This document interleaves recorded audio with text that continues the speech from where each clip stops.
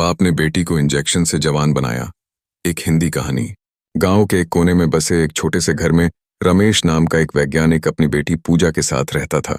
रमेश का सपना था कि वह उम्र बढ़ाने और जवानी बनाए रखने का कोई ऐसा फार्मूला खोजे जिससे लोग हमेशा जवान रह सकें।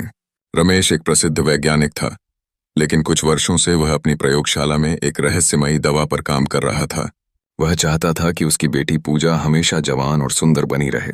पूजा बचपन से ही बहुत मासूम और सुंदर थी, लेकिन जैसे जैसे उसकी उम्र बढ़ने लगी, रमेश को चिंता सताने लगी कि वह भी एक दिन बूढ़ी हो जाएगी। रमेश ने वर्षों की मेहनत के बाद एक खास युवावस्था इंजेक्शन तैयार किया, जो इंसान की उम्र को रोक सकता था और उसे फिर से जवान बना सकता था। लेकिन यह प्रयोग अभी पूरी तरह से सफल नहीं हुआ था, इसलिए वह इसे किसी पर आजमाने से डर रहा था। एक दिन पूजा बीमार हो गई और उसके चेहरे पर झुर्रियां आने लगीं। रमेश यह देखकर घबरा गया। उसे लगा कि अब उसके पास ज्यादा समय नहीं है, इसलिए उसने फैसला किया कि वह अपने ही बनाए हुए युवावस्था इंजेक्शन को अपनी बेटी पर आजमाएगा। रमेश ने पूजा को बेहोश कर दिया और उसे वह खास इंजेक्शन दे दिया। कुछ ही घंटों में पूजा की त्वचा में चमक आ गई, उसके बाल काले हो गए और उसका शरीर फिर से जवान हो गया। जब पूजा को होश आया तो उसने आईने में खुद को देखकर हैरानी से कहा, पापा ये कैसे हुआ?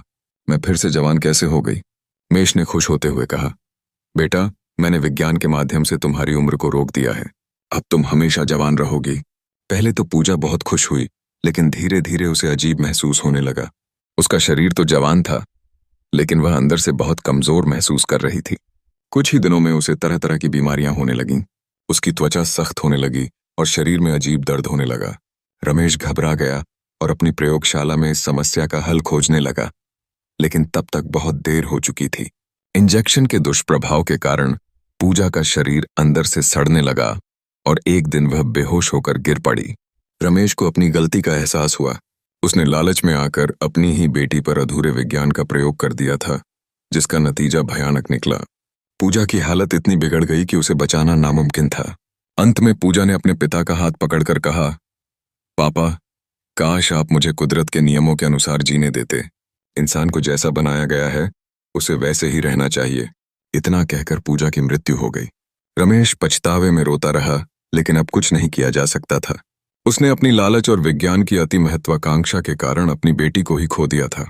इस कहानी से हमें यह सीख मिलती है कि प्रकृति के नियमों से छेड़छाड़ करना सही नहीं है। जो चीजें प्राकृतिक रूप से बदलती हैं, उन्हें वैसे ही स्वीकार करना चाहिए। ज्यादा लालच कभी कभी विनाश का कारण बन सकता है।